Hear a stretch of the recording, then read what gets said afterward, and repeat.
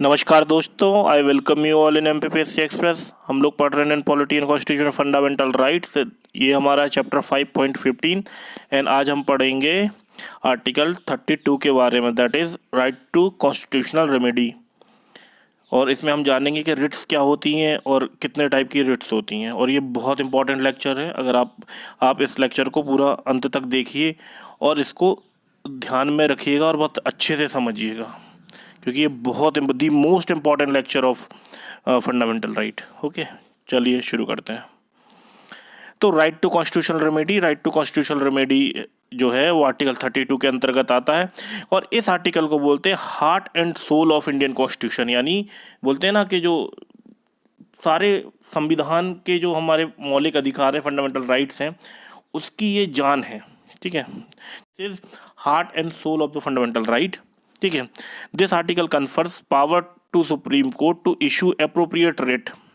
अभी रेट को बस आप एक रेट समझ लीजिए, काइंड ऑफ ऑर्डर इसको रेट्स बोलते हैं। ठीक है, अगर आपके किसी भी राइट का हनन हो रहा है तो आर्टिकल 32 के प्रोविज़न के अकॉर्डिंग हम डायरेक्ट सुप्रीम कोर्ट को अप्रोच कर सकते हैं। और जो सुप्रीम कोर्ट इशू करता है, जो ऑर्डर इशू करता है, अगर किसी इंडिविजुअल का राइट का हनन होता है तो उसको ऑर्डर को रिट बोलते हैं। ठीक है, अब इसको थोड़ा और आगे समझ लेते हैं। The article allow individual to approach supreme court directly in case of violation of fundamental right, जो मैंने आपको बताया। This article contain legal remedy if fundamental right of an individual violated, and that is article 32 is a teeth to other fundamental rights. मतलब यही है कि वो fundamental right सारे नीरस हैं अगर ये फंडामेंटल राइट नहीं है। सपोज आपके किसी भी फंडामेंटल राइट का हनन हो रहा है, सपोज फ्रीडम ऑफ एक्सप्रेशन का हनन हो रहा है, लेकिन अब अगर आपके पास आर्टिकल 32 नहीं है तो वो अब अगर आपका उसका वायलेशन हो भी रहा तो आपको कुछ नहीं कर पाएंगे। ठीक है, तो कॉन्स्टिट्यूशनल रेमेडी जो आर्टिकल 32 है, इसीलिए उसको तीत बोलते हैं। और डॉक्टर अम्बेडकर ने इसको heart and soul of the constitution बोला था। तो अब आप समझ गए होंगे इसको क्यों बोला था। अब अपन समझते हैं कि रिट क्या है। तो जो रिट है, the written order issued by Supreme Court of India to provide constitutional remedy to protect the fundamental right of citizen from violation. ठीक है, रिट का मतलब काइंड ऑर्डर जो सुप्रीम कोर्ट इशू करता है अगर किसी इंडिविजुअल का रिट, अगर किसी इंडिविजुअल का जो फंडामेंटल राइट है वो उसका वायलेशन होता है। अब ये होते हैं 5 प्रकार के। पहला होता है हैवीबी कॉर्पस, दूसरा होता है मैंडेमस, तीसरा होता है प्रोविजन, चौथा होता है रदी, और 5वां होता है क्यू वारंट। तो अब समझते हैं इसको वन बाई वन। तो जो हबीबी कॉर्पस होता है, देखिए मैं इसको, शायद ये फ्रेंच नेम है तो इसको सही प्रोनाउंस जो भी बोलते हैं, तो आप आई बेग योर पार्डन अगर मैं सही प्रोनाउंस नहीं कर रहा हूँ, तो मैं इसको हबीबी कॉर्पस बोल रहा हूँ। अगर किसी इंडिविजुअल को बिना लीगल जस्टिफिकेशन के अरेस्ट किया जाता है तो supreme court Habibi corpus issue करके अथॉरिटी को ऑर्डर देता है कि उस इंडिविजुअल को आप फ्री कीजिए और कोर्ट के सामने प्रोड्यूस कीजिए। लोकल स्टैंडिंग का मतलब ये होता है कि जैसे सपोज किसी एक्स नाम के आदमी का जो फंडामेंटल राइट है उसका हनन हुआ है, तो जरूरी नहीं कि वो एक्स आदमी ही सुप्रीम कोर्ट को अप्रोच करे, उसके बिहाफ पे कोई भी अप्रोच कर सकता है। तो जो एग्रीव्ड इंडिविजुअल होता है, अगर वो स्वयं ना जाके उसके बिहाफ पे कोई और जाता है तो उसको लोकल स्टैंडिंग का प्रिंसिपल वहाँ अप्लाई नहीं होता है। ठीक है, तो उसके बिहाफ पे कोई भी अप्लाई कर सकता है ये इस रिट के लिए। ठीक है, तो ये हो गया हबीबी कॉर्पस। अब समझते हैं, चलिए अब समझते हैं मैंडेमस का मतलब क्या होता है। मैंडेमस का मतलब ये होता है कि अगर कोई सबऑर्डिनेट कोर्ट, कोई ऑफिसर, कोई गवर्नमेंट ऑफिशियल, कोई कॉर्पोरेशन या कोई अदर इंस्टीट्यूशन अगर अपना काम प्रॉपर नहीं कर रहा है, जो उनको ड्यूटी असाइंड है वो काम तरीके से नहीं कर रहे हैं, तो सुप्रीम कोर्ट इसमें ऑर्डर इशू करके उनको ढंग से काम करने के लिए ऑर्डर दे सकता है। मतलब the objective of the mandamus is to issue order to the public authority और द ऑफिशियल टू डू और not to do certain actions. अगर वो कोई इनलीगल काम कर रहे हैं या काम नहीं कर रहे हैं उस केस में, तो मैंडेमस हो गया। अब प्रोहिबिशन का मतलब समझते हैं। The prohibition is a writ issued by high court. Higher court means Supreme Court या फिर हायर कोर्ट, मतलब जो कोर्ट है उससे एक ऊपर लेवल वाला कोर्ट। ठीक है, तो prohibition court issued by a higher court to the lower court to ensure that the body remain within limits of their jurisdiction. मतलब कोई छोटा कोर्ट, मतलब अगर कोई लोअर कोर्ट है वो अपने ज्यूरिडिक्शन के बियॉन्ड अगर कोई ड्यूटी परफॉर्म कर रहा है, ठीक है, तो जो हायर कोर्ट है उसको ये जो रेट है, प्रोहिबिशन रेट है, उसको वो इशू करेगा, सो दैट कि जो लोअर कोर्ट है वो अपने विद इन लिमिट्स वो अपना फंक्शन परफॉर्म करे। ठीक है, तो ये जो केस है, चलिए पहले आगे समझ लेते हैं। अब है सर्चुररी। अब सर्चुररी का मतलब समझते हैं। अब ये नाम आप ढंग से देख लीजिएगा क्योंकि ये फ्रेंच नेम है, तो प्रोबेबली आप ये समझ लीजिए सर्चुररी का मतलब क्या होता है।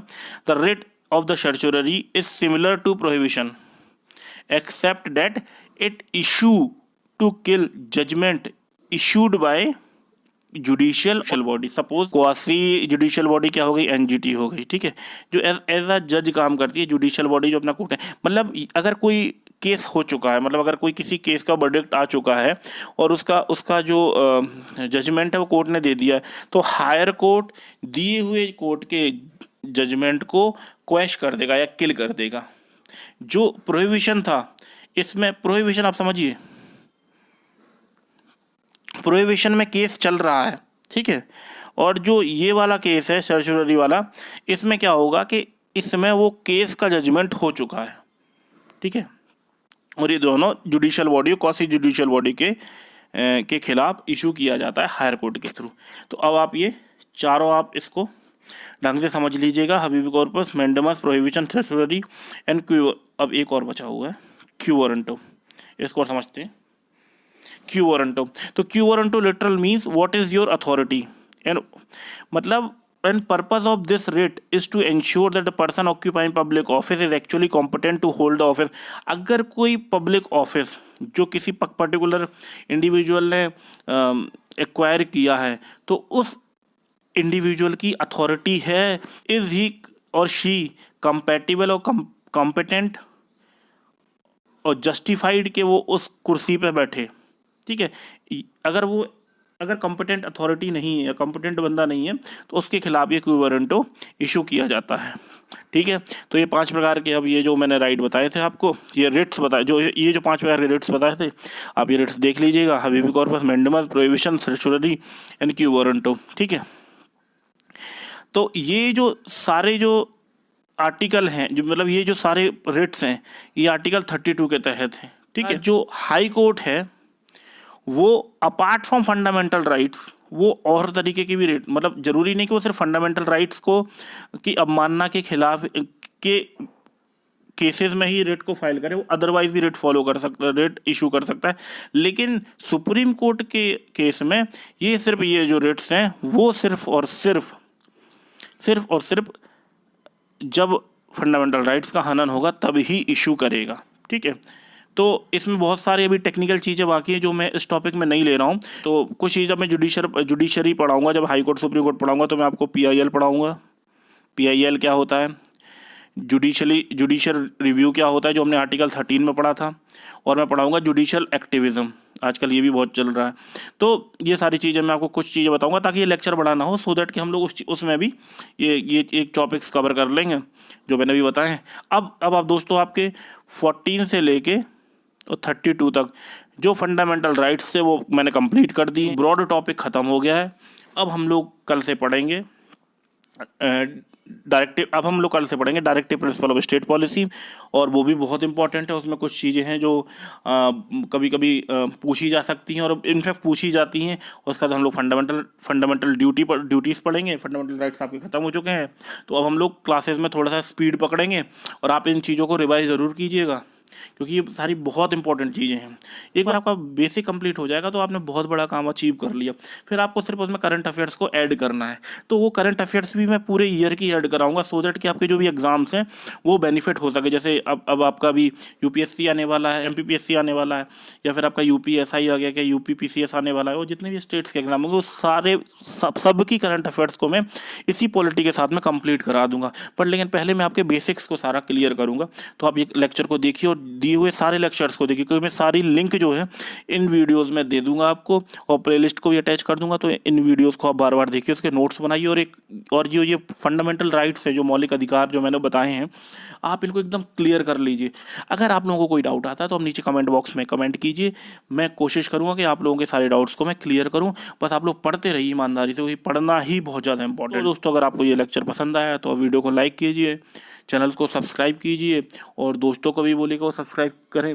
और जल्दी से हम लोग इसमें नए नए प्रयोग करने वाले हैं। पहले मैं आपकी पॉलिटी कंप्लीट करा दूँ। Along with polity I am going to start, as I said earlier, कि मैं करंट अफेयर से स्टार्ट करने वाला हूँ।